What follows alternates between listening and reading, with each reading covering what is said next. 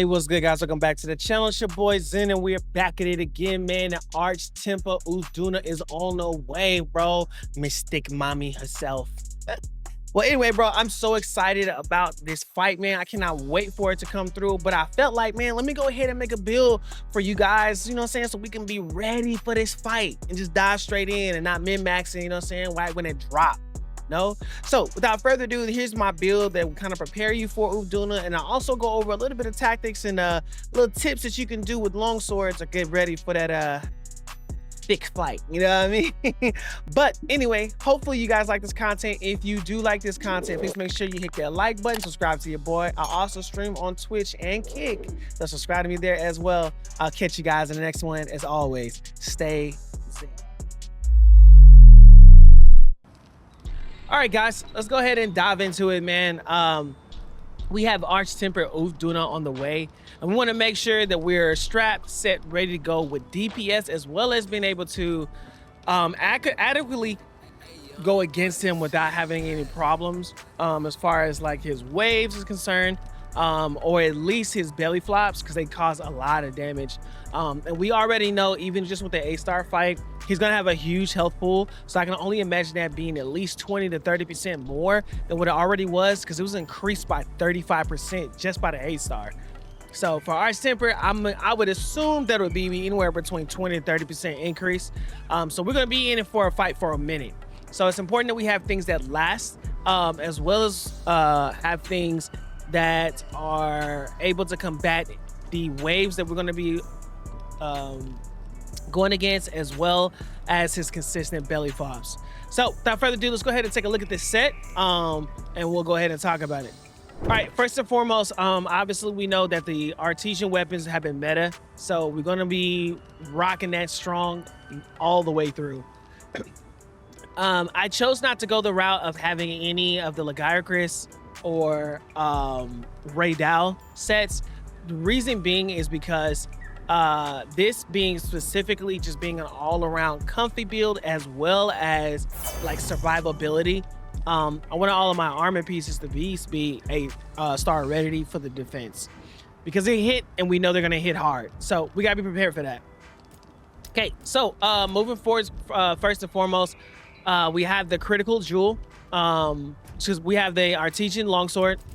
Then from here we have the numinous crown, beta, Ray Dow, Arch Temper Ray Dow chest piece, arms, and skirt, as well as the numinous greaves alpha.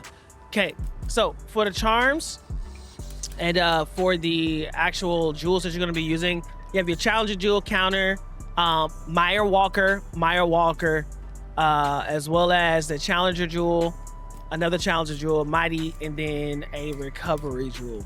So looks like we're covered all there. Now we're gonna look at a little bit of the skills. That gives us crit boost 3. Now the reason why I went with a flight draw jewel, in case you guys don't know, with the buff for longsword in particular, we got buffed 10% for the helm splitter, as well as the spirit release. So W's across the board. With this adding the flight in the draw jewel, that flight adds, or the airborne jewel, gives us 10% more damage on our helm splitter, as well as our spirit release. And if you're like me, I like playing that style. Crimson Slash is lit, and if I need to for speed running, I will. But the majority of the time, I find the things that makes it so much fun for me is 100% using the crit boost, using the airborne jewel. So I love that. On top of that, you get the draw, and with draw, you end up getting 50% more affinity, and it actually lasts a little bit, like right after it, maybe like 3 seconds or so, something like that. So it still gives you a little bit of an affinity boost on top of giving you that 10% boost in your spirit Helmbreaker, as well as your spirit release. So it's an amazing addition. It's a good thing to have in your longsword repertoire, just because like it gives you a bit of variety, and it depicts like you're able to use this depending on your playstyle and your skill level, you know what I mean? So also with that, we have crit boost as well, which is also very important. That's the bare minimum of what you should have with most weapons. Master's Touch, because we're going to be high in affinity in this build, and then of course, like we said, airborne. Going a little bit further into the build, we have latent power and agitator. So solid build all the way around. We have counter strike, max might, recovery, quick sheath, evade extender. Now the reason why I love evade extender, it comes with the set, but what makes the set even better is because it literally gives you that extra boost to evade a lot of UTH's like flops, because it kind of tracks you and he floats, so it gets really frustrating. And I would imagine one of the things that would change with DUNA is his aggression. I feel like he'll be really after you is very, very, very quickly, so you kind of need to be up on game on that, you know what I mean? So alongside with that, evade extender, and then lastly the aquatic oil slit and mobility. I love this skill because it's going to really help with those waves. I would imagine that his waves are probably going to be a real big issue just because he's going to be moving a lot. He's going to be splashing around a lot, so you want to be able to move through those waves and get out the way and not be stuck in this perpetual like pushback or whatever, and it keeps you in the fight more mobility, especially for such a slow and lumbering monster, always means a W for you, you know what I mean? Also with the skill set, what comes with it is elemental absorption. So you know you're gonna get wet, you know you're gonna get splashed on. Pause. So you want to make sure. I like that this comes with the set. Makes it a lot easier. Gives you a little bit of extra damage. Especially since Longsword's element got buffed recently. So excellent all the way around. Secondly, we have the Thunderous Roar, which makes your latent power last a little bit longer, which is amazing. It comes from the DUNA set, not DUNA, from the Ray Dow set. So I love that. Makes it really simple, really easy to use. Let's put this here. Yeah, moderately extends the activation. I think it's like 30 seconds more, I believe. But regardless, it still adds that extra buff to your latent power. I may be wrong on that, I'm probably misquoting it, but nonetheless it still extends it for a bit. So amazing on that point. Gives you latent power for a little bit longer.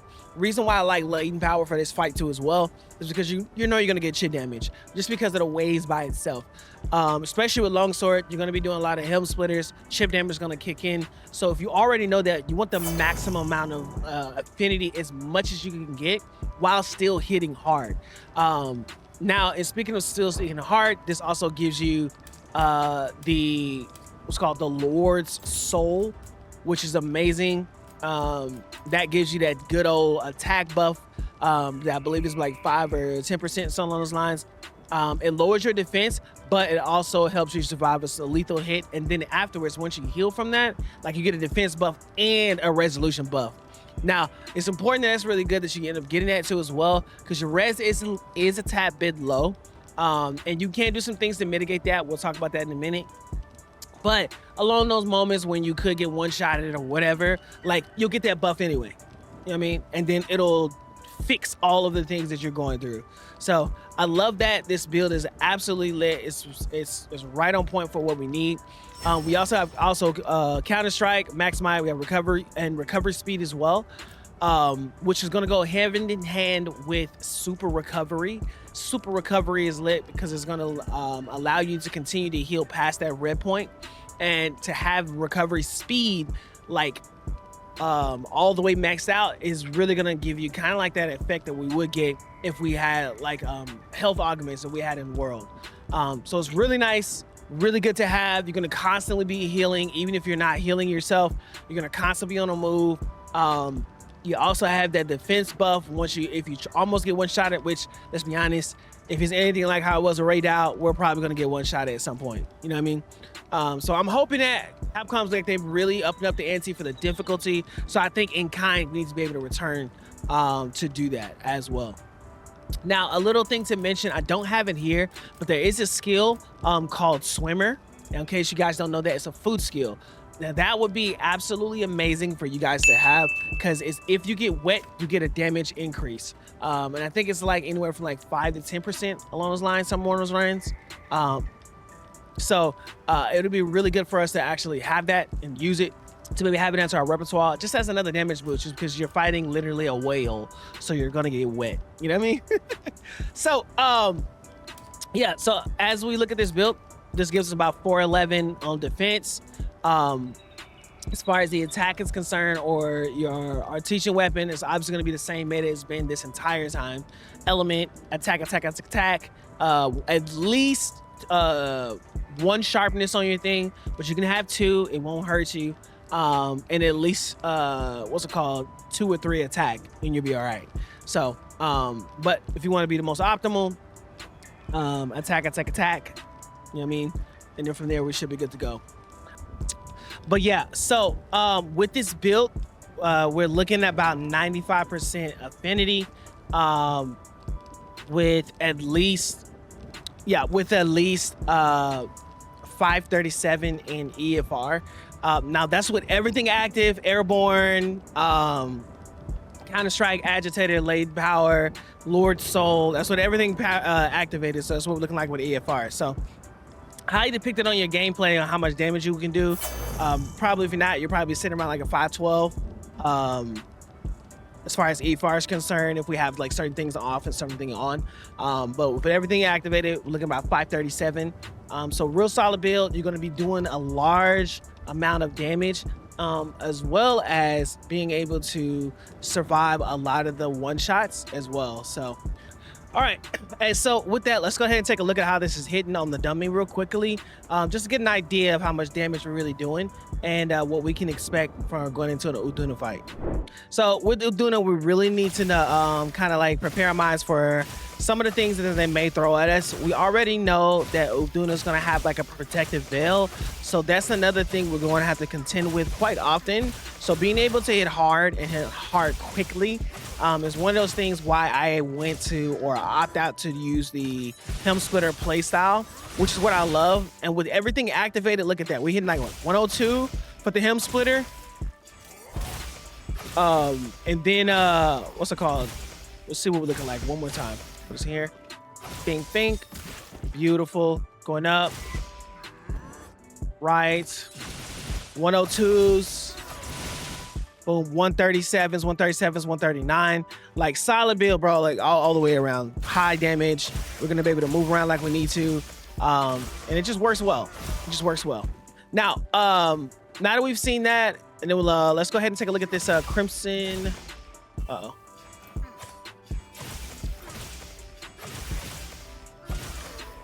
Let's look at the Crimson Slash really quickly. Right. Here we go. We hitting about 139. And this is with burst activated. Actually, we're a little bit higher than 139. 144, 146. Yeah. Okay, awesome. And in case you guys did not know, because after the patch, everyone was kind of like, oh, okay, so maybe we should use the full combo instead of the other combo, which, yes, it does do a lot of damage, but speed-wise, because this combo is faster, if you time it, and there's a whole video on it by the mathematician, I think it's the Monster Hunter Math guy. The timing of the Crimson Slash 1 and Crimson Slash 2 is still meta. It's still meta, bro. And you're gonna be doing at least about another 20% extra damage doing this combo rather than doing the full combo. So just kind of know that off the grip. The only way that the full combo is more than that, or at least close to that, is if you have a high, at least a 3-star jewel of element, and maybe some type of like critical element boost right after that. That's the only way that's gonna work. But if not, you have to kind of move around your builds for that. But we're not gonna play for full Crimson Slash moveset. We're just gonna have to play to our strengths. So I figured this is a lot easier. So just kind of know that Crimson Slash 1 was still in the death cycle of the spam. But nonetheless, the full combos did get buffed, but it still would be subpar damage as far as like whether or not this would be the best concerning as the meta, if that is. So I do like the fact that it was a lot better, so you can at least use it in a fight. You're gonna be doing less damage, but at the same time, at least it's not like the death of you for doing it. You know what I mean? You're just gonna be at least about a couple hundred damage behind each full combo. So, timing wise, so if you time it 5 minutes and did the move, or 2 minutes and did this move, and 2 minutes did the other one, Crimson Slash 1 and Crimson Slash 2 would do the most damage. It's just where we are. I hate the fact it's what it is, but it's just where we are. But if you're going to do the full combo, you need to make sure after you do the full combo, hit right trigger to go right back into it, because they did speed up that interaction, and that makes it a lot easier to get right back into the combo. So just a little side note for you guys as you get ready to fight DUNA. If you didn't know, or if you didn't get the update, or someone didn't tell you, I figured for my longsword users, it's just important for us to know that. You know what I mean? So anyway, now that we fought this dummy, we kind of got an idea. Let's talk about some things that you can do to replace or to kind of cater it to your own set.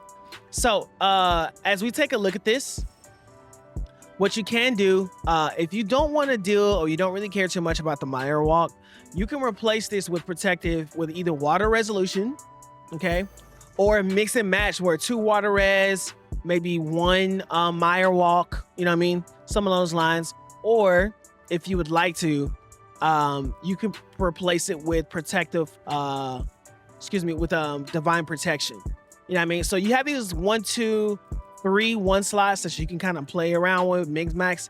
The jewels I will consider looking at if you don't care too much about the Mire Walk, or having that last skill of recovery, and your 2 is just fine. You have the protection jewel, you have the water resolution jewel, and then obviously the Mire Walk, or the medicine jewel, or the recovery jewel. So those are just some things to kind of like keep in your repertoire, kind of know about, you know what I mean. Maybe a gobbler and mix it in with some divine blessing. I love divine blessing just because it stops a percentage of damage for certain hits, so that's really good. That's really nice. Divine is like the best defensive 1 slot skill you can get, really. Then you have the water resolution. Obviously we're fighting DUNA, so you can slap that on and then, you know, be in good standing the way you want to be. But that'll be entirely up to you how you feel. But don't forget, again, you do have the Lord Soul, not Lord Soul, excuse me, Guts. So if you get one-shotted, you'll survive, and then you heal back up. You get res anyway, and the extra defense. So I wouldn't put too much stock in it, but if you feel it and you like it, it's always good to have. So anyway, all right, let's go ahead and dive into a DUNA 8-star or 5-star DUNA fight and see how we fare with this build. All right, let's go ahead and dive into it. See how we're going. Like, super excited, bro. I actually like DUNA. A lot of people feel like they don't like him that much, but I really like DUNA. I know that his attacks can be kind of like samey, but at the same time, I feel like it's a lot of openings for an EI slash. It's a lot of openings for a helm splitter. And then overall, it's just kind of fun to like flop the fish around. He's like a punching bag in a way, but he's not like soft, if that makes sense. I can't explain it, but like in my thought process, he's just like chill. You know what I mean? He's like in between hard and a punching bag, and I like that. You know what I mean? All right, so yeah, let's go ahead and get into it.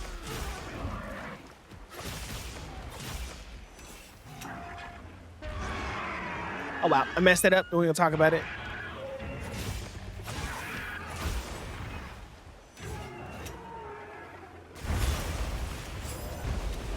All right, to it.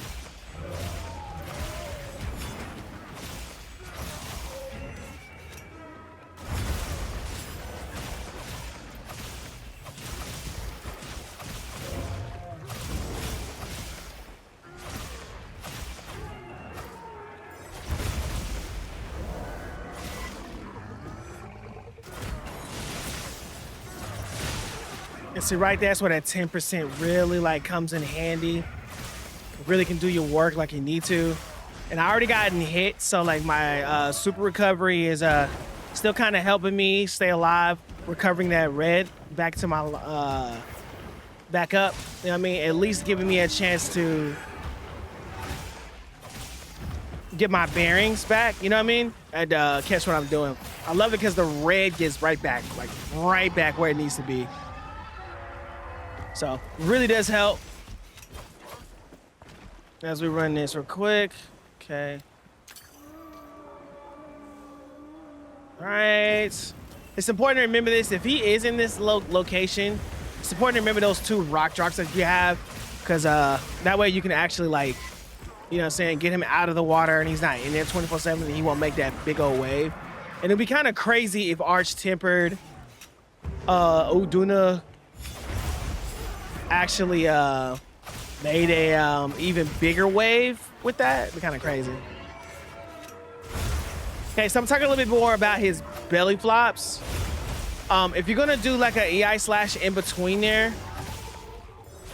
just know that as you do it, his first flop, you can do the EI slash, but then after you do that first flop with the EI slash, you can only do one Crimson 1. You only have time for Crimson 1. So I always like to tell people the timing, just so that way they can kind of keep that in mind as they're running their runs. Because it just kind of helps. Like, sometimes you try to squeeze it in and think you got it, but, so it really does help. Got it. Nice, good counter.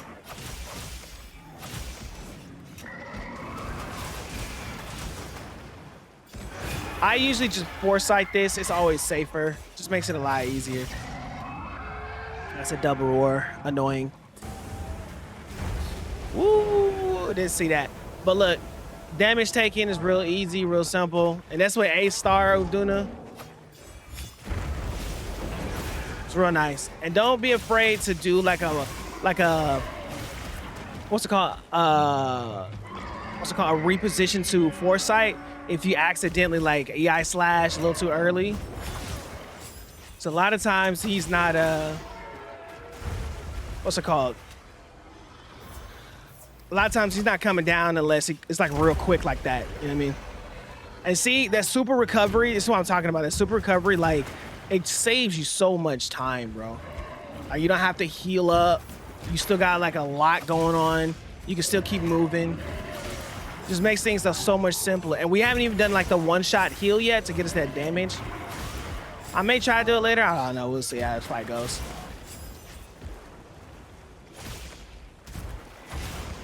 Oh, he got me. Annoying.